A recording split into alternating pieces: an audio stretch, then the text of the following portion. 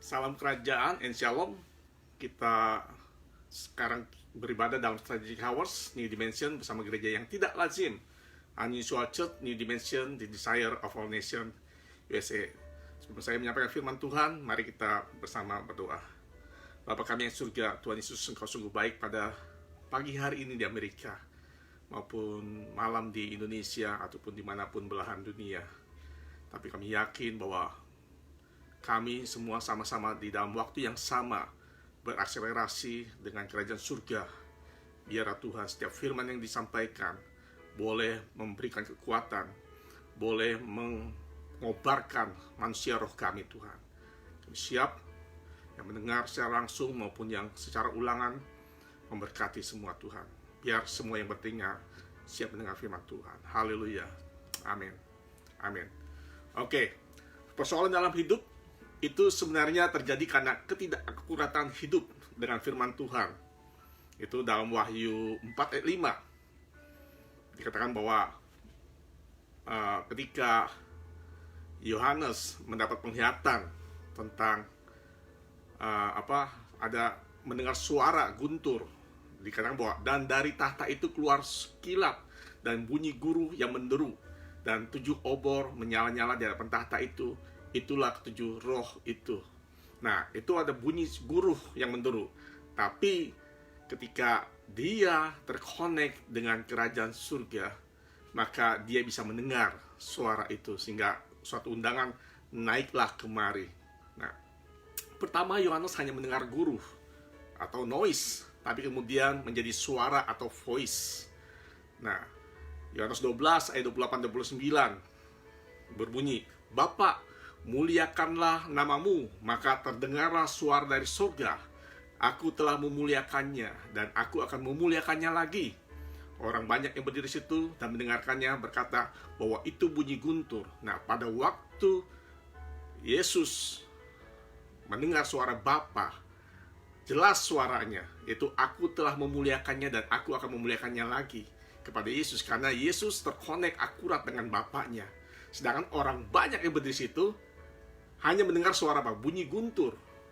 Ada pula yang berkata, seorang malaikat telah berbicara dengan dia. Nah, jadi tidak jelas bunyi suara apa.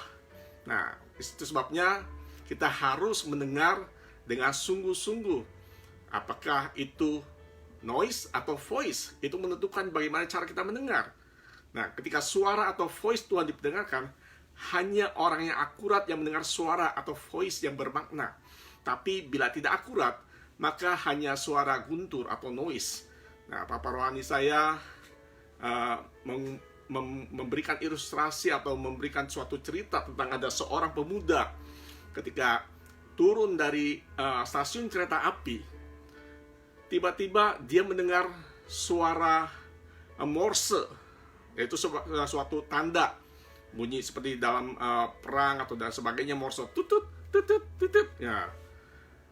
Si pemuda ini mengerti apa kata Morse, sedangkan orang lain sekitarnya tidak mengerti karena tidak terkonek dan tidak tahu apa artinya. Hanya mendengar suara seperti bunyi biasa saja, bunyi cuma tutut tutut tutut dan sebagainya. Tetapi pemuda ini dia mengerti tentang arti kata Morse, sehingga dia mengerti dan dia menghampiri dan dia bereaksi atas bunyi Morse tersebut. Dan ternyata saudara, bahwa bunyi Morse itu adalah bunyi panggilan atau bunyi berita tentang barang siapa yang mengerti Morse ini, silakan datang karena ada suatu pekerjaan yang akan diberikan kepadanya. Nah, jadi untuk mendengar suara itu kita harus bisa bedakan antara voice dengan noise. Kalau noise hanya tidak bersuara apa-apa dan bahkan hanya seperti guntur katanya. Tetapi kalau voice itu ada suara.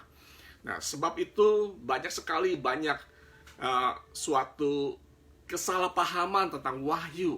Ada bunyi sangkakala, shofar yang ditiup. Nah, itu bukannya bunyinya, tetapi ada suara yang berarti, yang bermakna. Sebab itu kita harus mendengar secara akurat. Sebab suara di surga dan bumi itu sama.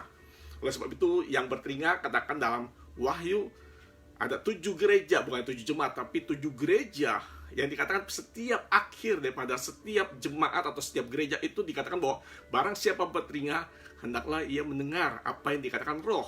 Nah, mendengar. Bila frekuensinya error, maka pesan disampaikan hanya noise. Seperti guntur, tidak bermakna seperti yang Morse tersebut.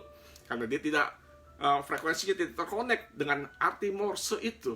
Maka dia hanya menyepelekan. Tetapi ketika dia mengerti tentang arti Morse tersebut, dia akan meresponi. Nah, banyak sekali kita sebagai orang percaya, banyak membaca Alkitab, tapi tidak mengerti apa isi Alkitab. Sehingga hidupnya tidak berubah. Sebab pada saat suara diperdengarkan, maka ada sesuatu yang perubahan dalam hidup. Jangan berharap bahwa kita melakukan firman, menjadi pelaku firman, kalau tidak ada firman dalam hidup kita atau dalam roh kita. Sebab itu dikatakan kita harus penting, artinya mendengar. Banyak orang reasoning, mempunyai alasan untuk mendengar karena sibuk, karena tidak ada waktu dan sebagainya. Itu hanyalah reasoning. Nah, seperti saya katakan bahwa seperti halnya tubuh, kita perlu diberi makan. Demikian juga roh kita perlu diberi makan, karena kita sesungguhnya adalah manusia roh yang mempunyai jiwa tinggal dalam tubuh. Amin. Nah, apa yang kita makan, demikianlah jadinya kita. Saya mau katakan, apa yang kau dengar, siapa yang kau dengar, dan bagaimana cara kita mendengar akan menentukan reaksi dan pertumbuhan roh Kristus dalam kehidupan kita. Saya katakan bahwa bumi dan surga adalah satu. Nah, di surga saat ini terjadi adalah apa? Tuhan sedang melepaskan firman-Nya. Tuhan sedang memperdengarkan suaranya. Hanya orang yang terkonek dengan firman, hanya orang yang terkonek dengan kebenarannya, hanya orang yang terkonek dengan Allah, dan hanya orang yang terkonek dengan orangnya Tuhan yang dipilih. Dalam Yeremia 3 ayat 14-15 dikatakan bahwa aku akan memberikan seorang gembala yang berkenan di hatinya Tuhan. Jadi kita harus terkonek dengan seorang gembala atau seorang bapa rohani yang benar-benar terkonek, yang mendengar suara Tuhan, yang bisa menjadi suatu channel anugerah yang bisa melepaskan open heaven terjadi dalam kehidupan kita. Nah, mungkin bagi saudara semua yang di luar aliansi ini akan bingung, apa itu open heaven?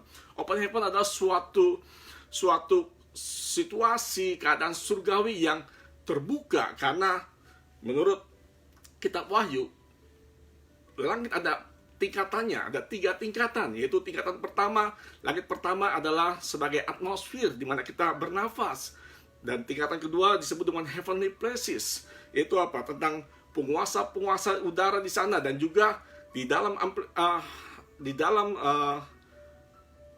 heavenly places, selain ada penguasa-penguasa di udara menurut 1 Petrus, dan juga ada apa? Ada Kristus, ada Yesus yang bertata yang jauh lebih tinggi di atas semuanya. Jadi Kristus yang sudah menang itu adalah penguasa di heavenly places. Jadi jangan takut kalau kita ada tudung, ada suatu langit tembaga sehingga tidak bisa menembus dengan tahta Allah. Itu sebabnya ada Kristus, dan melalui Kristus dan juga melalui Bapa rohani kita akan dipermudah, akan dibukakan, karena Bapa rohani sudah membayar harga, sudah menjadi pola dalam hidup kami. Nah, demikian juga dalam kehidupan kami sebagai anak-anaknya, menerima suatu legacy, mendapatkan suatu inheritance, suatu warisan dari Bapa rohani kami. Saya katakan Bapa rohani itu penting dan perlu. Tanpa Bapa rohani tidak bisa dibentuk, tidak bisa di-shape, tidak bisa didewasakan, tidak bisa ditegur. Nah, kalau seseorang mau mendengar firman Tuhan tapi tidak mau ditegur, berarti dia tidak mau berubah. Nah, saya katakan penting kita Bapa rohani. Bapa rohani itu adalah Alkitabiah. Karena apa? Karena Yesus sendiri memanggil Bapa itu Bapa kami yang di surga. Berarti Bapa kami di surga artinya apa? Bapaknya Yesus adalah Bapa kita juga. Nah, kita tidak mungkin bisa seperti Bapa yang di surga, atau kita tidak mungkin seperti Yesus atau seperti Kristus. Kenapa? Karena kita tidak punya pola. Selama ini kita menjadi orang Kristen mungkin sudah puluhan tahun, sudah mungkin berabad-abad, mungkin sampai 40, 50, 70 tahun sudah menjadi orang Kristen. Tetapi bagaimana dengan kehidupan kita? selama ini kita selalu berputar-putar dari setiap masalah kepada masalah lain, kepada setiap persoalan lain, sehingga apa? Sehingga kita hanya berputar-putar, sehingga kita punya prinsip bahwa hidup itu seperti roda kehidupan. Sebentar lagi naik, sebentar lagi turun. Jadi jangan takut kalau seperti roda kehidupan, yang barang siapa naik, nanti akan dia turun. Atau barang siapa yang di bawah, jangan takut sebab nanti akan dinaik. Hei, saya mau katakan bahwa kehidupan orang percaya tidak seperti roda kehidupan. Karena apa? Karena Amsal kata bahwa hidup orang benar itu dari satu kemuliaan kepada kemuliaan yang lain. Dari glory to glory, dari kekuatan kepada kekuatan. Jadi tidak ada kehidupan orang percaya seperti roda berputar. Amin. Tetapi menjadi kemuliaan kepada kemuliaan. Dari kesempurnaan kepada kesempurnaan. Kita mengalami progres, mengalami suatu proses. Sebab itu jangan takut untuk diproses oleh Tuhan. Jangan takut diproses melalui firman Tuhan. Karena melalui firman dan Roh Kudus, itulah kehidupan kita akan diproses. Saya katakan, kalau kita tidak mau mendengar firman, bagaimana bisa suatu kehidupan terjadi dalam kehidupan kita? Karena tanpa firman tidak ada sesuatu yang terjadi. Tanpa firman tidak ada material yang Roh Kudus akan kerjakan dalam kehidupan kita. Yes, kita lahir baru, betul, bagus. Kita sudah dibaptis, that is good. Dan kita sudah melayani, itu bagus. Tetapi tanpa kedewasaan rohani, maka tidak akan berkenan pada Tuhan. Kenapa? Karena kehidupan kita semakin hari semakin kita tahu bahwa dunia ini semakin lama semakin jahat, tidak semakin membaik. Itu sebabnya kita harus berbeda dengan dunia ini. Dalam Roma 12 ayat 1-2, janganlah engkau menjadi serupa dengan dunia ini. Karena apa? Karena dunia akan menuju kepada kebinasan, tetapi hidup orang benar akan selalu diperbarui dari hari per hari. So itu jangan takut untuk diproses. Nah, bagaimana cara untuk bisa diproses? Saya katakan bahwa kita harus mendengar firman. Tidak ada kata lain. Jangan mencoba untuk menjadi pelaku firman kalau tidak ada firman dalam roh kita. Apa yang kita mau lakukan? Amin. Nah, itu sebabnya ada 3 hal yang selalu saya ingatkan kepada anak-anak rohani saya dan juga kepada yang lainnya. Penting untuk mendengar firman. Kalau engkau bisa sanggup punya waktu, sediakan waktu untuk bekerja, sedangkan engkau tidak mendengar firman, saya akan mau katakan bahwa kalau kita tidak punya uang, itu tidak terlalu pusing. Tapi kalau tidak ada firman, maka tidak ada sesuatu yang terjadi dalam hidup kita. Amin. Saya mau katakan bahwa sekali lagi bahwa jangan bingung kalau kita tidak punya uang, tapi bingunglah kalau tidak ada firman yang kita dapatkan, kalau tidak ada firman yang kita perdengarkan. Saya teringat setahun yang lalu ketika saya terkonek dengan Dad Didi dan Mam Tatin, ketika saya pertama kali pergi ke Indonesia dan saya terkonek dan saya pulang, bersiap-siap pulang setelah dari saya pulang, saya bilang, Dad, Mam, saya pulang, kita pulang, terus apa yang harus saya dengar, apa yang saya harus perdalam lagi. Dan Dad kasih saya buku dan kasih MP3. Karena apa? Karena saya takut kalau saya tidak mendengar. Karena pada saat terkonek, saya ada suatu kenikmatan yang baru, yaitu apa? Mendengar firman. Kalau dahulu mungkin 25 menit, 30 menit kita sudah bingung dengan waktu, dengan jam. Wah, sudah lama 30 menit, paling top 40 menit. Saya sekolah psikologi, memang menurut ilmu pendidikan, menurut psikologi, jangka waktu untuk mendengar adalah 30%, 30 menit maksimal. Dan juga dikatakan ada teori-teori untuk bisa supaya bisa ingat akan firman atau perkataan atau pesan yang disampaikan, yaitu dengan apa? Dengan mendengar, dengan melihat, dengan melakukan dan sebagainya. Tapi saya mau katakan, ini tidak terjadi sebelumnya pada hidup saya. Ketika saya mendengar firman dari orang tua rohani saya sangat berkobar-kobar dan sangat bersemangat. Dan saya katakan, saat ini saya bersemangat dan berkobar-kobar walaupun saya belum tidur. Karena apa? Karena saya mengikuti streaming daripada orang tua rohani saya dari jam 1 di Amerika sampai jam 7 di Amerika.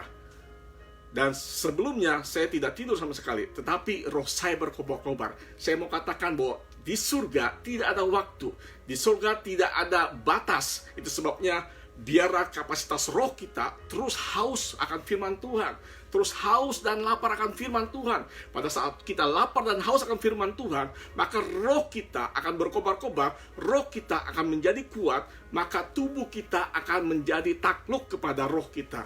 Amin. Jangan memakai ayat bahwa memang roh itu penurut, tapi tubuh lemah. Saya mau katakan itu hanya alasan. Katakan, itu hanya alasan. Sebab apa?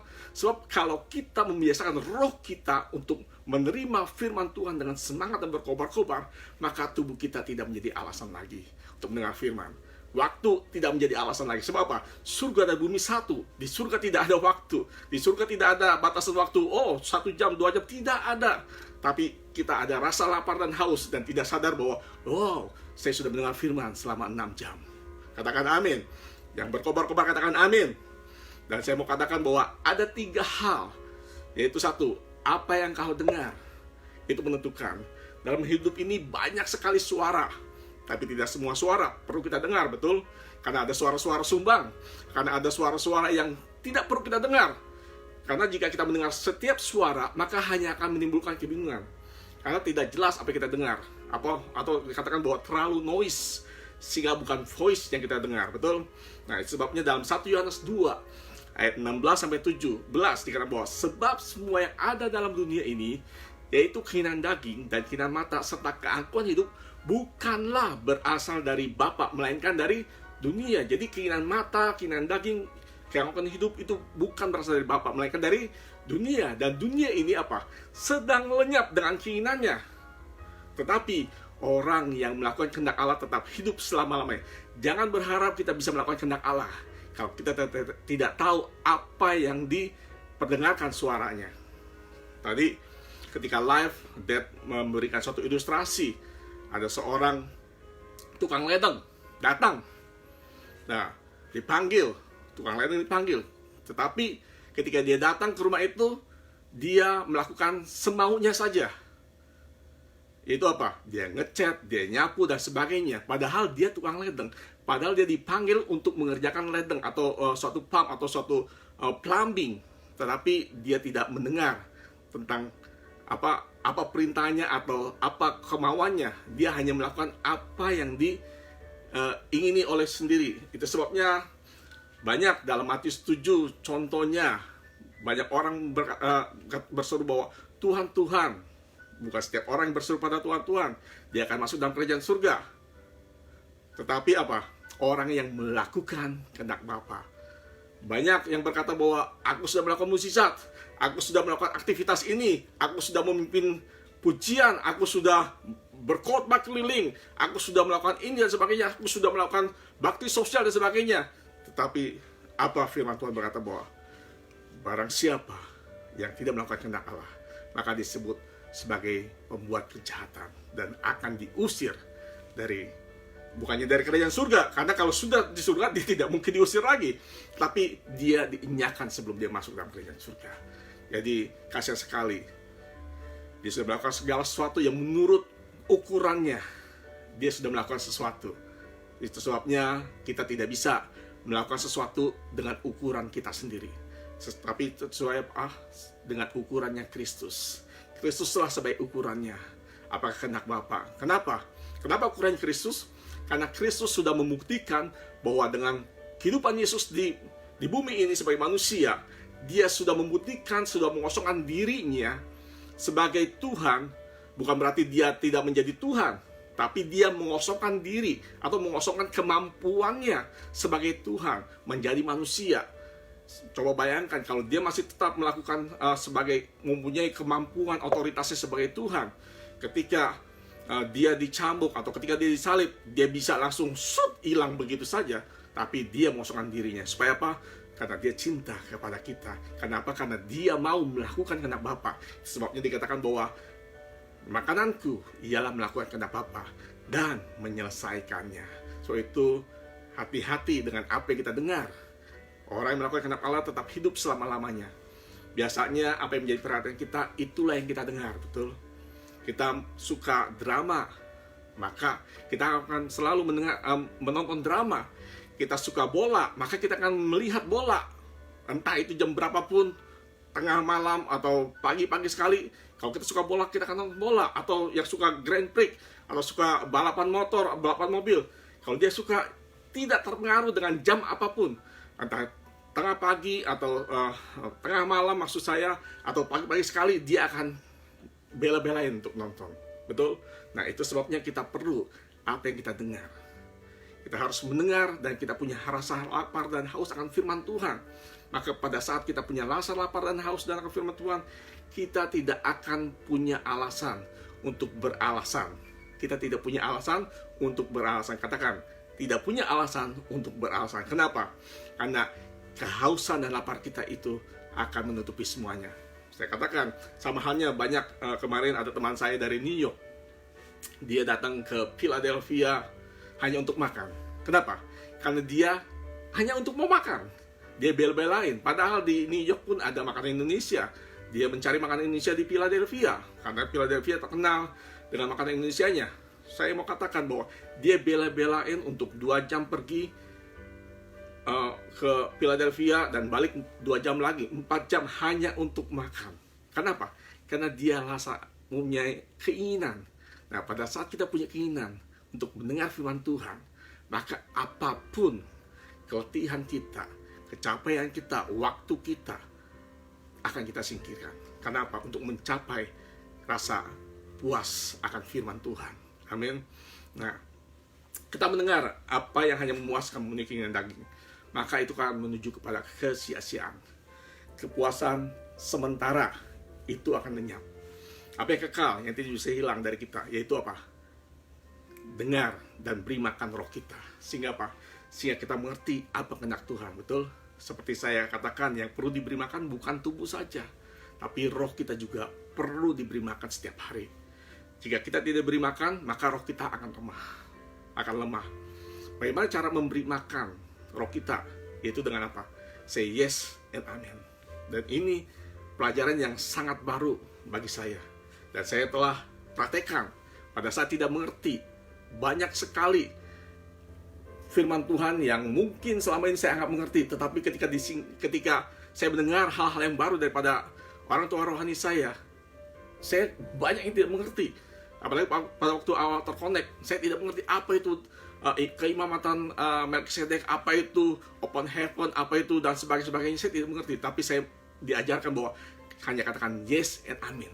Yes and amen. Sebab pada saat katakan yes and amen, maka firman yang tidak mengerti itu akan tersimpan dalam roh kita. Sehingga pada satu saat dalam Ulangan 29:29 dikatakan bahwa segala sesuatu yang menjadi bagian kita akan disingkapkan.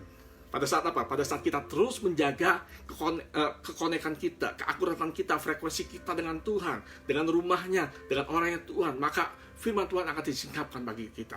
Saya mau katakan, firman itu adalah pelita bagi jalanku. Bukan firman yang sembarangan firman.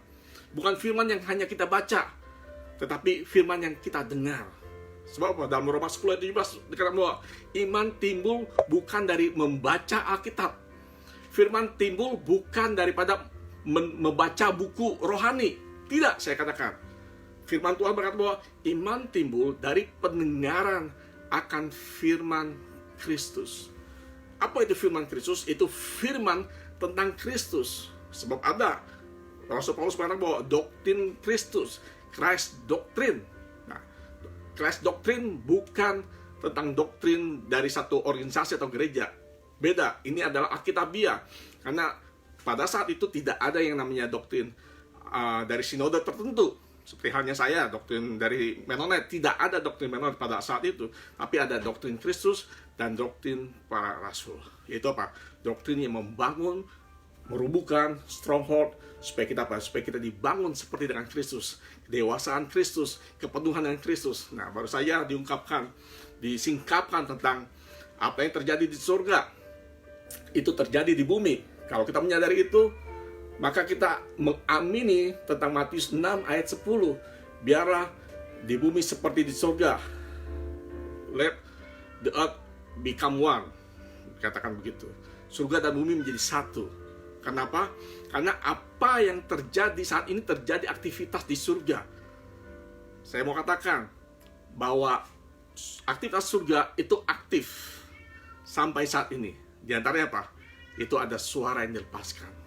Nah, hanya orang yang mendengar, hanya orang yang mengerti, hanya orang yang terkonek dengan Tuhan, terkonek dengan kebenarannya, terkonek dengan rumahnya, terkonek dengan orangnya Tuhan, maka dialah yang mengerti. Tidak semua orang mengerti. Saya katakan, tidak semua orang mengerti. Contohnya yang tadi seperti saya katakan bahwa di Wahyu ada shofar. Itu bukannya hanya tiup shofar seperti demikian, tetapi ada suara yang berarti. Amin. Dan dikatakan juga, banyak juga orang yang tahu tentang kitab Wahyu. Kalau saya sebut kitab Wahyu, biasanya orang langsung berimajinasi. Nah, berimajinasi, tadi juga dibuka tentang imajinasi, bahwa pada saat orang mendengar Wahyu, kebanyakan langsung terkonek dengan antikris. Padahal dalam Wahyu 1 ayat 1 bahwa inilah wahyu tentang apa? Yesus Kristus. Jadi wahyu itu bukannya tentang antikris, tapi wahyu itu apa? Wahyu tentang Yesus Kristus. Itu apa? Wahyu tentang anak-anak Allah di masa depan.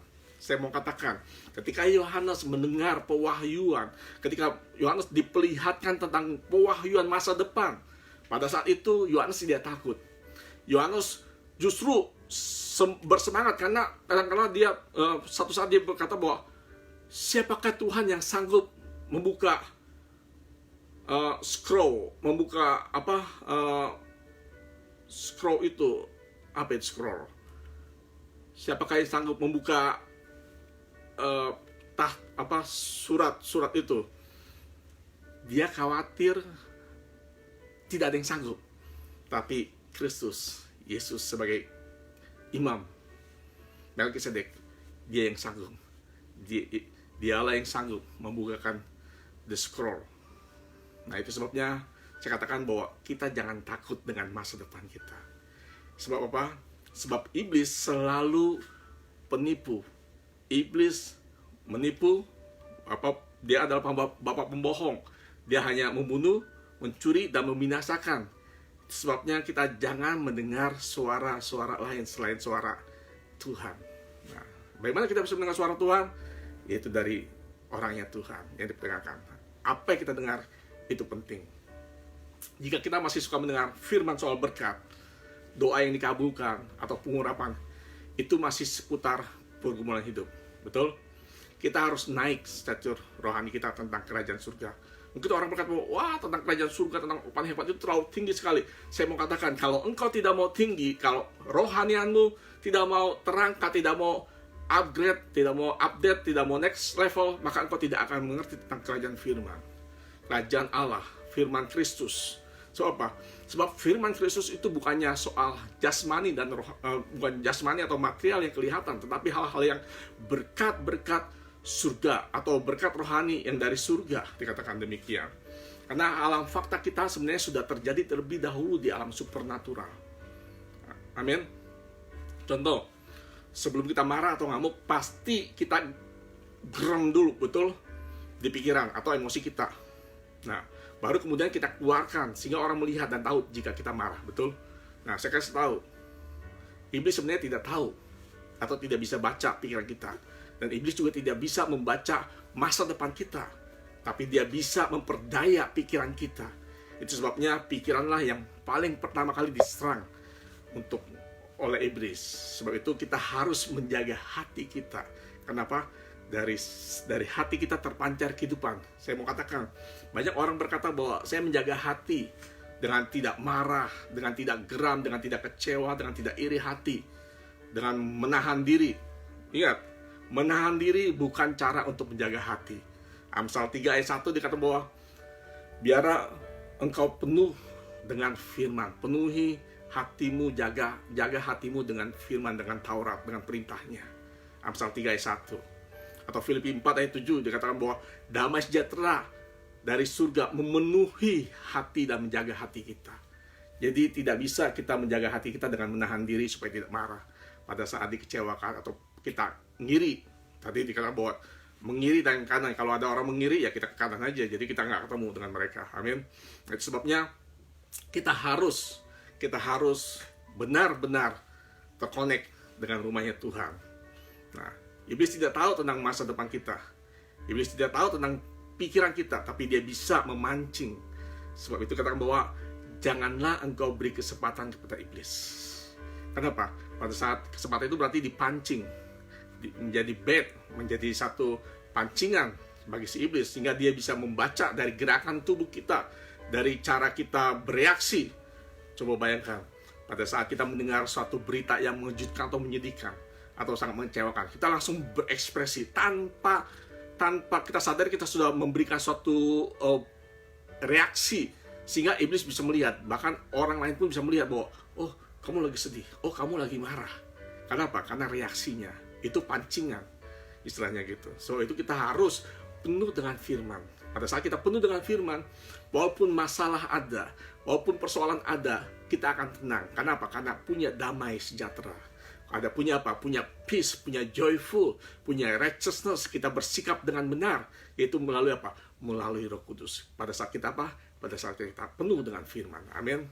Nah, iblis ahlinya body language, dan seperti singa, dia itu seperti singa mengaum dan mencari mangsa, memperhatikan gerak-gerik atau body language kita, betul. Nah, itu terdapat dalam 1 Petrus 5 ayat 8. Sadarlah dan berjaga-jagalah.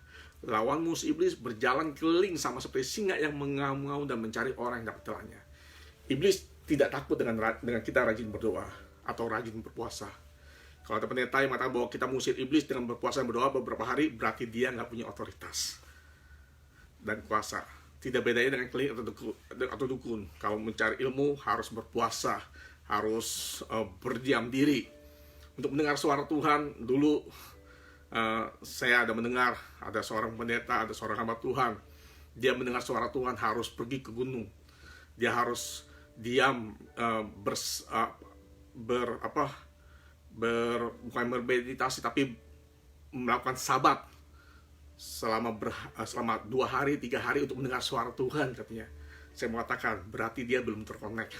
Berarti dia belum punya hubungan frekuensi yang benar dengan Tuhan. Saya mau katakan demikian. Bukan berarti saya sombong, tetapi saya pun mengerti ketika saya terkonek dengan aliansi ini, bahwa untuk mendengar suara Tuhan itu sangat mudah sekali. Untuk bisa mengerti kehendak Tuhan itu sangat mudah sekali. Yaitu dengan apa? Dengan kita hanya mendengar dan mendengar dan mendengar. Nah, itu sebabnya untuk mengalahkan atau melawan iblis tidak perlu dengan berdoa. Bukan berarti saya melarang berdoa atau melarang puasa, tetapi motif kita berdoa apa? Motif kita untuk berpuasa apa? Kalau kita berdoa dan puasa hanya untuk mengusir setan, saya mau katakan iblis tidak takut dengan berpuasa. Buktinya apa? Yesus sendiri pada waktu setelah berpuasa 40 hari, dan saya yakin tidak ada seorang pun yang berpuasa 40 hari selain Yesus dan Musa. Iblis mencobai, betul? Iblis mencobai Yesus. Jadi bukan berarti kalau kita berpuasa atau berdoa berlama-lama berhari-hari kita sudah menakut-nakuti iblis, istilahnya. Iblis tidak berani dengan kita, tidak.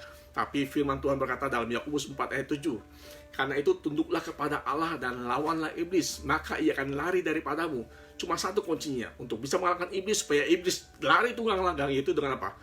Tunduk kepada Allah. Tunduk kepada Allah maksudnya apa? Dengar firman Tuhan, lakukan firman Tuhan. Dengar dulu baru bisa melakukan. Dengar dulu baru bisa tunduk. Dengar dulu baru bisa meresponi apa yang maunya Tuhan. Pada saat kita konsentrasi, jangan konsentrasi dengan iblis. Kalau iblis dikasih perhatian, maka dia akan besar kepala. Amin. Sebabnya kita harus fokus kepada Tuhan, fokus pada firman-Nya. Buka telinga kita. Kita punya telinga, tapi kalau kita tidak bisa mendengar, sama seperti jemaat atau seperti gereja-gereja yang di dalam Wahyu itu. Sebab itu katakan bahwa barang siapa bertelinga, hendaklah ia mendengar. Jangan sampai kita punya telinga tidak bisa mendengar, kita punya mata tidak bisa melihat, kita punya hati tidak terbuka karena ketebalan hati kita. Sebenarnya kita harus perhatikan mata, hati, dan telinga kita. Amin. Nah, satu hal lagi, jangan menjadi orang yang GR seperti Marta yang melakukan semaunya sendiri. Bahkan dikatakan sibuk sekali. Kalau kita baca dalam Lukas 10:40, sedang Marta sibuk sekali melayani. Ia mendekati Yesus dan berkata, Tuhan, tidakkah engkau peduli bahwa saudaraku membiarkan aku melayani seorang diri? suruhlah dia membantu aku. Hei, jangan hanya sibuk melayani. Bukan berarti saya melarang untuk melayani, tetapi jangan sibuk melayani, sehingga apa? Mengabaikan untuk mendengar firman Kristus, firman kehidupan. Dulu saya selalu melihat atau mendengar atau tahu tentang pendoa. Biasanya kalau pendoa itu kan karena itu dulu gereja saya, gereja kontemporer istilahnya gitu. Nah, kita sebelum ibadah atau pada saat firman Tuhan ada beberapa kelompok orang menjadi pendoa. Dia diam di satu kamar kecil berdoa bersama-sama untuk firman Tuhan itu. Saya mau katakan, apakah berdoa salah? Tidak, tapi polanya yang salah. Kenapa? Karena bagaimana dia bisa berdoa? Apa yang dia doakan kalau dia tidak tahu tentang firman atau dia tidak mendengar firman? Dan dia berdoa, setelah selesai firman maka dia keluar. Apa yang didapat? Dia kehilangan firman. Dia mau mendengar, dia mau mendengar suara Tuhan, tapi dia tidak mau mendengar firman. That is impossible. That is not make any sense. Saya mau katakan bahwa kalau kita mau mendengar Tuhan, mendengar suara Tuhan, apa yang diberikan Tuhan, kita harus mendengar firman-Nya, betul? So itu saya mau katakan bahwa banyak hal-hal yang keliru yang telah saya tahu, dan melalui aliansi ini saya dibukakan, disingkapkan bahwa yang paling utama adalah mendengar. Apa yang kau dengar itu akan menentukan kehidupan kita. Bahkan banyak sekali kita melayani pelayan mimbar, berkhotbah di banyak gereja, di banyak tempat. Nah, saya katakan jika hanya sibuk, tapi saat ini pada saat pandemik, bisa kita mengadakan Zoom setiap 1 jam sekali karena tidak terbatas tempat. Nah, sebenarnya seharusnya kalau kita berimajinasi bahwa keadaan surga itu tidak terbatas oleh waktu, kita bisa ada dimanapun. Dan puji Tuhan melalui Zoom, melalui YouTube Live, melalui Facebook Live, yang ada di Indonesia, yang ada di Sorong, saudara sini saya bisa melihat, bisa mendengar langsung, seperti tidak ada jarak, batas dan waktu. Nah, demikian pun seharusnya kalau kita berimajinasi bahwa surga dan bumi pun demikian. Ketika terjadi apa sesuatu di surga, maka di bumi pun bisa merasakannya, bisa mengakselerasi apa yang terjadi di surga. Sebabnya dikatakan bahwa kerajaan Allah itu bukanlah makan dan minum, tapi apa? Yaitu kebenaran, peace, and joyful, sukacita dan damai sejahtera melalui apa? Yang dikerjakan oleh Roh Kudus. Amin. Nah, Matius 7 ayat 23 yang saya singgung tadi, bahwa banyak orang melakukan kegiatan, tapi pada akhirnya dia ditolak oleh Tuhan. Kenapa? Karena dia hanya melakukan menurut kemauannya sendiri. Dia hanya melakukan menurut ukurannya sendiri, bahwa dia sudah melakukan itu semua. Padahal itu out of order, di luar ordernya Tuhan. Dan yang lebih parahnya lagi, banyak hamba Tuhan yang melakukan, yang merasa bahwa dia sudah, bukannya berarti saya menyepelekan, saya menghormati gembala atau pendeta senior. Tetapi kalau mereka hanya melakukan hanya sebagai aktivitas biasa, sebagai agamawis biasa, saya mau katakan, maaf, ampuni saya kalau saya dikatakan bahwa lancang. Tapi saya mau katakan, saya ingatkan karena saya mengasihi untuk para senior-senior saya, jangan melakukan suatu kegiatan atau kerohanian yang agamawi. Kenapa? Karena saat kita lepas, mungkin sebab itu saya katakan bahwa ada dua kategori, yaitu apa? Hamba Tuhan palsu dan hamba Tuhan sesat. Atau ada nabi palsu, ada nabi sesat.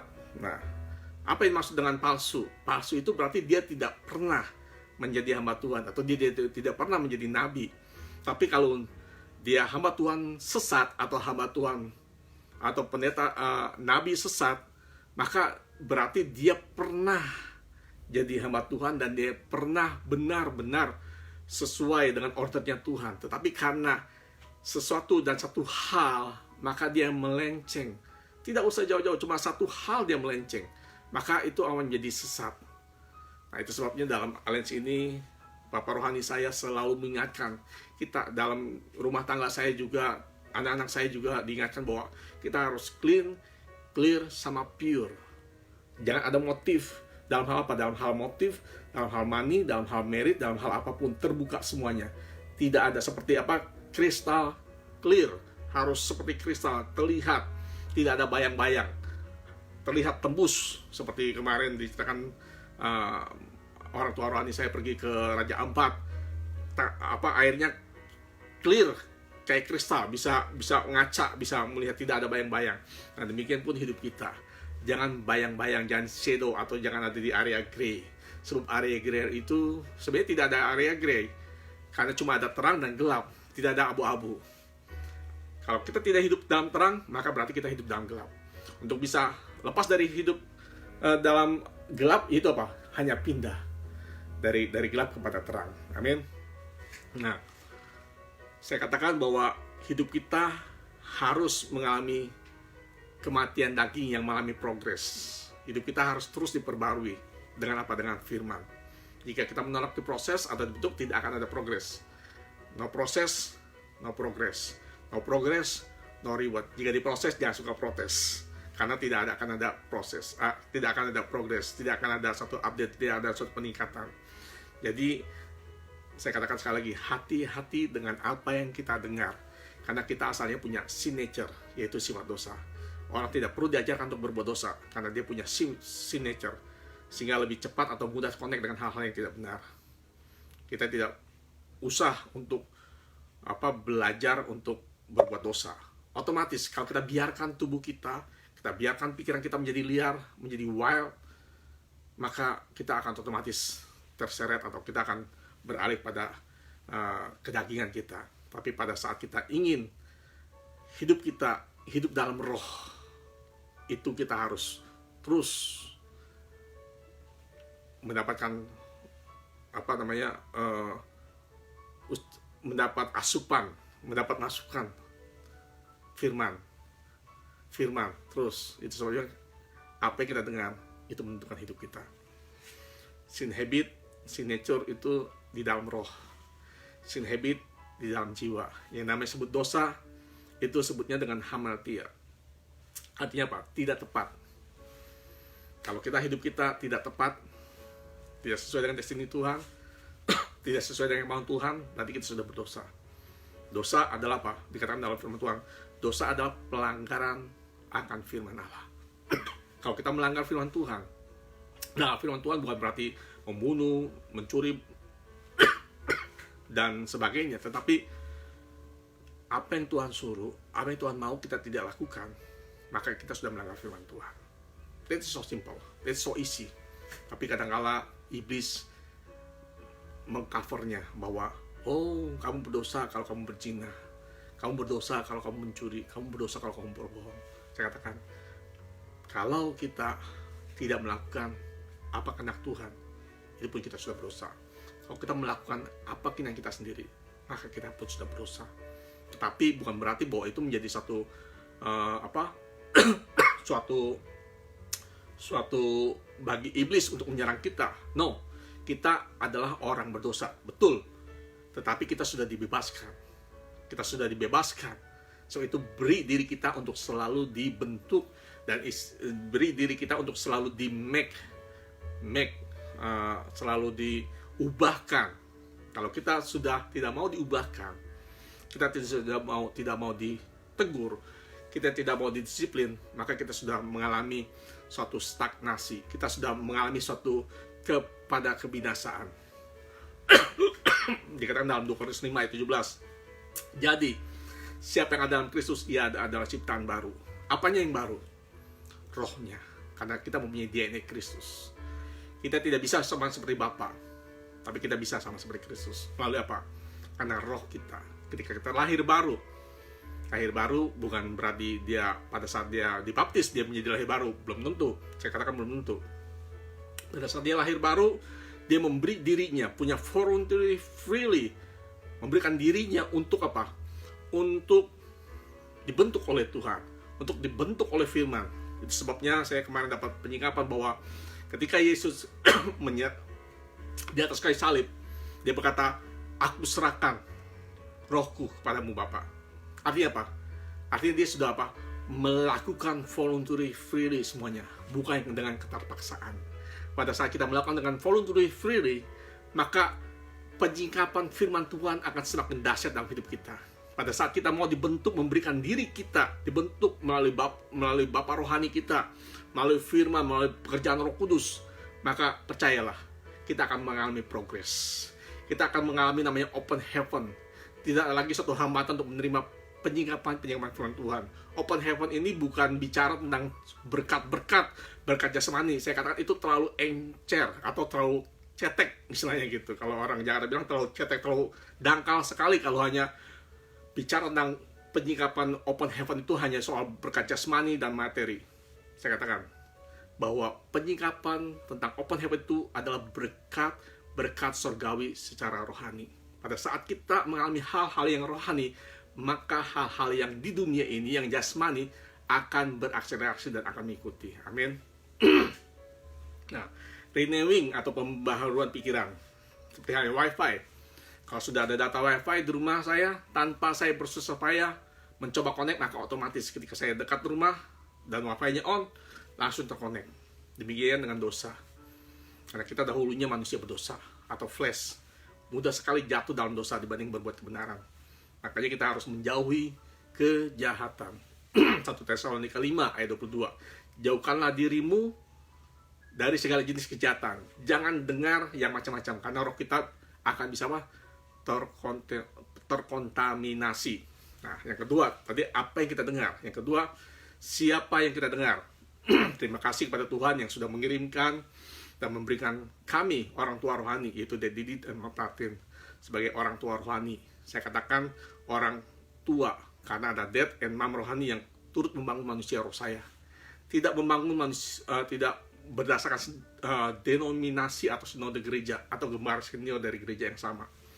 Saat ini pun kita punya saudara seperti ini dari berbagai sinode gereja di Indonesia, di seluruh dunia, karena aliansi dari Bapak David Jonathan. Nah, saya katakan di aliansi ini istri bukan hanya sebagai tulang rusuk, tapi bukan hanya sebagai penolong, tapi istri adalah sebagai pasangan hidup, juga sebagai partner destiny untuk mencapai garis akhir dalam melakukan kehendak Bapa seperti Kristus. Istilahnya saling memacu antara suami istri. Dan engkau, jikalau engkau sendiri mungkin sudah tinggal oleh pasangan kekasih, jangan takut, berarti Tuhan sudah memberi kekuatan yang ekstra dalam hidupmu. Kenapa? Karena Yesus sendiri akan berintervensi, akan memberikan suatu kekuatan yang penuh dalam hidupmu. Sebab itu, terus berkobar-kobar. Betul, kita boleh sedih, tapi jangan sampai berkepanjangan. Kita terus bangkit, kita terus move on, kita terus naik level kita. Amin. Sebab itu, kita harus mencapai garis akhir dalam melakukan kehendak Bapa seperti Kristus, yang kesukaannya melakukan dan menyelesaikan pekerjaan Bapa. Ketika saya mendengar firman Kristus melalui Bapa rohani saya, seperti halnya saya makan garam. Semakin saya dengar berulang, semakin haus dan lapar. Semakin mendapat penyingkapan yang semakin dalam, sehingga membentuk dan mendasarkan roh Kristus dalam saya. Jika kita hanya mendengar firman untuk menghakimi orang lain, atau saya mendengar firman, oh ini cocoknya untuk orang lain, oh ini cocoknya untuk suami saya, oh cocoknya untuk istri saya, oh ini cocoknya untuk anak saya. Saya katakan bahwa firman Tuhan tidak pernah menerima titipan. Kecuali dulu ketika seorang nabi atau seorang nabi ingin menegur seperti halnya Daud, dia melalui Nabi Nathan. Tapi saat ini kalau kita mendengar firman, maka itu berarti firman itu untuk kita, bukan untuk orang lain. Bukan untuk menjadi kurir untuk firman, tapi firman itu untuk kita sendiri. Untuk apa? Mengubahkan hidup kita. Kita jangan mau, atau kita jangan pernah mencoba untuk merubah orang lain sebelum apa? Sebelum hidup kita sendiri dirubah. Amin. Dan saya katakan lagi, dalam aliansi ini kita hanya mendengar dari satu, itu dari Bapak rohani kita. Kenapa? Karena sudah melimpah dengan firman. Tidak ada lagi ketika ada teman saya mengatakan bahwa pernah gak dengar khotbah si A? Saya bilang, sorry, bukan saya tidak menghormati, tapi saya sudah tidak ada waktu dan saya tidak punya keinginan untuk mendengar yang lain. Kenapa? Karena dari Bapak rohani saya sudah jelas. Bapak rohani saya mempunyai motif untuk membangun manusia roh saya. tidak hal-hal lain. Sebabnya kalau kita mendengar si A, si B, si C, bagus, saya katakan bagus, betul. Bukannya betul, bagus. Karena apa? Karena lebih baik dia mendengar firman daripada dia mendengar hal-hal yang lain. Atau dia menonton hal-hal yang lain. Lebih baik dia mendengar firman. Tetapi saya katakan, kalau kita masih suka mendengar A, mendengar B, mendengar C, berarti dia masih ada rasa lapar dan haus. Nah, sebabnya kita harus mengarah rasa lapar dan haus itu kepada satu hal yang benar, yaitu apa? Melalui Bapa rohani kita. Karena Bapa rohani itu tidak pernah, kalau kita tinggal di rumah, kita pasti orang rumah atau orang tua kita, ibu kita, mama kita, siapapun yang memasak di rumah kita, pasti dia menyediakan yang terbaik. Dia tidak mungkin memberi makan yang sembarangan. Mungkin yang mudah, tetapi tidak sembarangan. Lain halnya, dan dia memakai ingredient yang benar-benar baik untuk kesehatan, yang mungkin juga tidak baik untuk kesehatan. Maksudnya kalau dia memakai micin terlalu banyak atau seperti garam terlalu banyak dan sebagainya. Tapi satu hal yang saya mau katakan, bahwa dia selalu memberikan yang terbaik. Karena apa? Untuk pertumbuhan. Sebab kalau dia memberikan hal yang tidak baik, kalau dia mencret atau terjadi suatu diare, maka orang tua sendiri akan susah, betul? Nah, itu sebabnya saya mau katakan bahwa di aliansi ini, orang tua rohani saya selama 52 minggu, 52 kali memberikan firman. Dan bahkan pada saat-saat ini bukan hanya hari Minggu, satu minggu bisa berkali-kali, bisa hari Senin, hari Selasa, hari Kamis, hari Minggu, bahkan kadangkala orang tua rohani saya menelpon saya memberikan firman, selalu yang dikatakan firman dan firman dan firman. Sebabnya kita harus penuh dengan firman. Amin. Dan saya katakan juga dengan anak rohani saya, biasakan diri dengan membaca firman. Bukan membaca firman, mendengar firman. Kalau engkau tidak punya waktu untuk mendengar firman, maka engkau menyia-nyiakan hidupmu. Berarti kita sudah wasting our time. Jangan berkata bahwa, oh tidak ada waktu, kurang waktu. Kalau engkau berkata bahwa kurang waktu, berarti engkau tidak mengucap syukur. Kenapa? Karena Tuhan sudah mempola semuanya sesuai dengan kemampuan manusia. Manusia diberi waktu 24 jam dalam sehari. Jangan minta tambahan, karena kita suka bekerja. Kita tambah, wah saya merasa kurang 24 jam. Saya mau katakan, kalau lebih dari itu, maka kau akan KO sendiri. Atau berkata bahwa, oh saya tidak cukup 7 hari. Saya katakan, Tuhan saja 7 hari, 1 hari beristirahat. Menikmati apa yang dikerjakannya. Kalau engkau berkata bahwa engkau tidak cukup 7 hari, mau tambah 8 hari, mau 10 hari, itu namanya jadi Tuhan dalam hidup kita.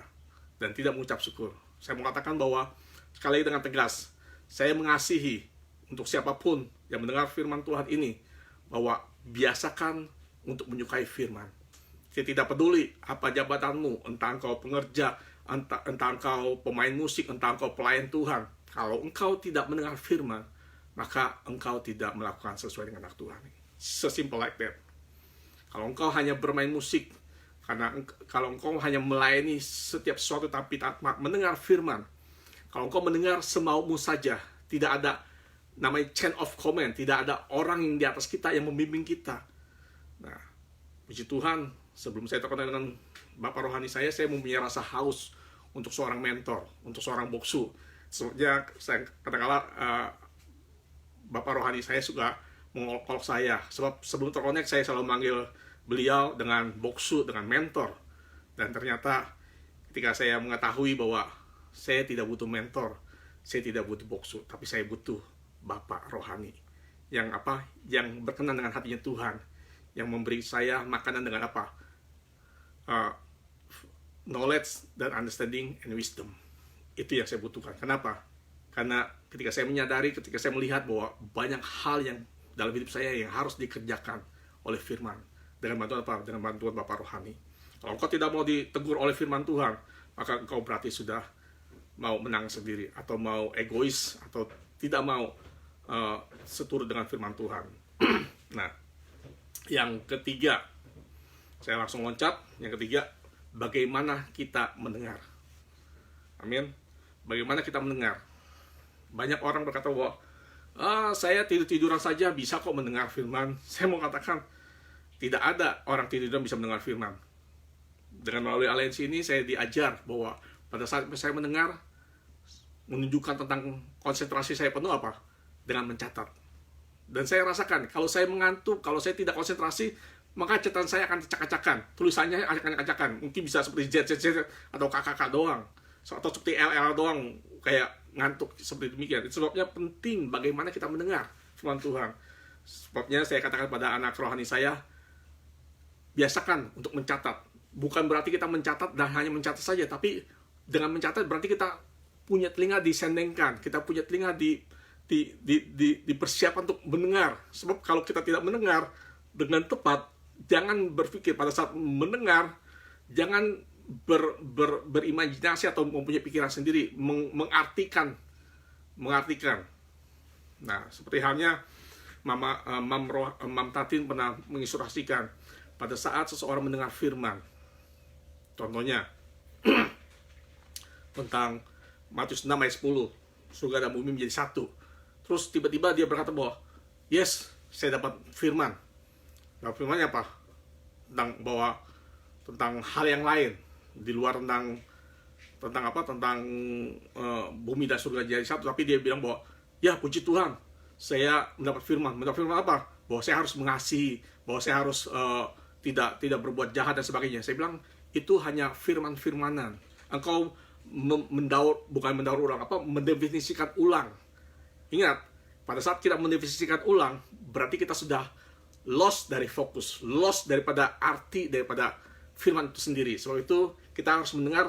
Saya mencatat exactly word by word supaya saya tidak kehilangan maknanya. Pada saat saya menulis, saya ulang lagi, dan saya ulang lagi untuk mendengar, maka firman itu terus menjadi hidup dalam hidup saya. Karena pada saat saya mencatat, sudah terpatri dalam roh saya, hanya dikuatkan lagi dengan mendengar dan mendengar. Berulang-ulang dan berulang-ulang. Itu sebabnya pada saat saya terkonek dengan aliansi ini, ada suatu kesukaan yang baru. Saya menyukai firman. Karena apa? Karena itu masuk dalam roh, bukan dengan pikiran. Kalau dengan pikiran atau karena dilihat, karena bahannya atau sumbernya dari Google, dari YouTube, dari comot sini, comot sana dari pendeta lain, maka itu hanya sifatnya pengetahuan, hanya sifatnya history, hanya sifatnya story. Sehingga pada saat kita mendengar lagi, dia bilang, oh saya sudah tahu, saya sudah pernah mendengar. Berbeda, ketika saya terkonek dengan aliansi ini, ketika saya mendengar, maka saya mengalami apa? Hal yang baru. Ketika saya mendengar lagi, saya mendapatkan hal yang baru. Ketika saya mendengar lagi, saya mendapatkan hal yang baru. Semakin dalam dan semakin dalam. Dan yang ketiga, saya singkat, bagaimana cara kita mendengar. Cara dan sikap kita waktu mendengar itu juga menentukan. Nggak bisa saya katakan bahwa mendengar sampai tidur-tiduran. Ada juga perumpamaan di firman Tuhan dalam Matius, ketika mendengar firman seperti halnya tanda hati kita. Reaksi waktu mendengar firman. Ada yang terganggu, wah bagus firmannya. Tapi ketika ditanya, jawabnya hanya bagus, merasa diberkati. Atau, wah lucu firmannya.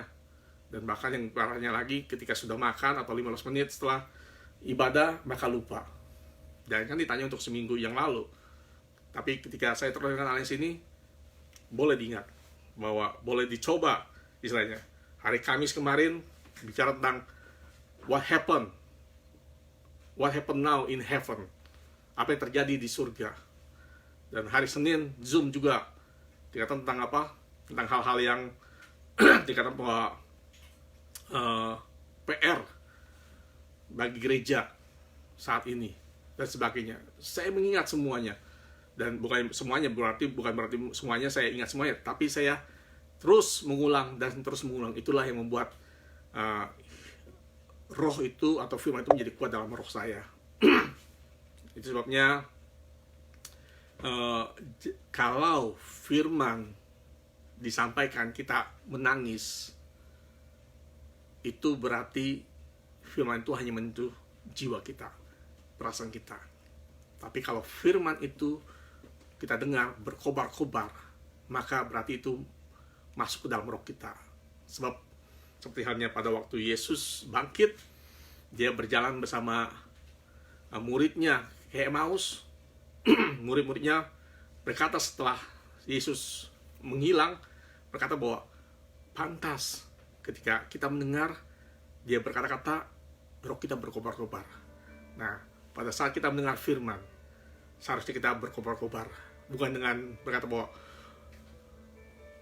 ya bagus firman-Nya, sangat meneguhkan, sangat memberkati saya. Tidak cukup di situ. Berarti itu hanya pikiran, perasaan kita, atau merasa sedih, atau merasa nangis, merasa tersentuh. Itu tersentuh bukan rohnya, tapi jiwanya.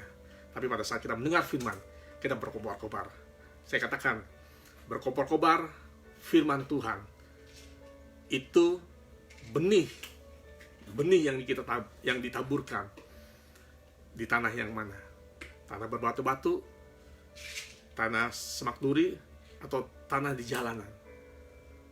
Kalau tanah jalanan, tanah batu-batu hanya sementara saja. Pada saat kekhawatiran menghimpit, maka firman itu akan mati, tidak membuahkan sesuatu, tidak menghasilkan sesuatu.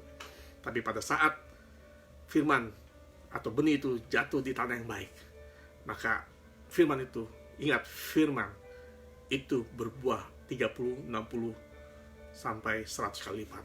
Artinya apa? Growing and mightily. Growing and mightily. Apa yang growing and mightily? Bukan soal keuangan, tapi apa? Soal apa? Firman.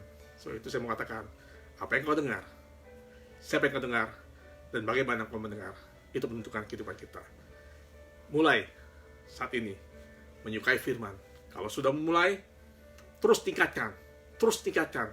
Kalau kita hanya mendengar firman hanya 15 menit, tingkatkan sampai 30 menit.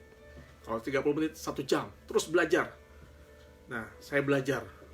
Berbahagialah anak-anak rohani, karena saya sebagai bapak rohani, saya mengkonsumsi firman 5 jam, 6 jam setiap hari. 3 jam minimal satu hari, satu session, 3 jaman. Tapi saya membagikan cuma 40 mungkin 1 jam. Berarti saya sudah menseringkan, sudah memadatkan. Kalau engkau tidak mendengar sekali lagi, terus dengar firman yang disampaikan ini.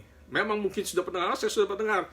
Terus berulang-ulang. Saya tidak akan bosan-bosan memperkatakan bahwa apa yang kau dengar, siapa yang kau dengar, dan bagaimana kau mendengar, itu menentukan hidup kita. Terus mengalami perubahan dalam hidup ini. Amin. Saya mau berdoa. Bapa kami yang surga,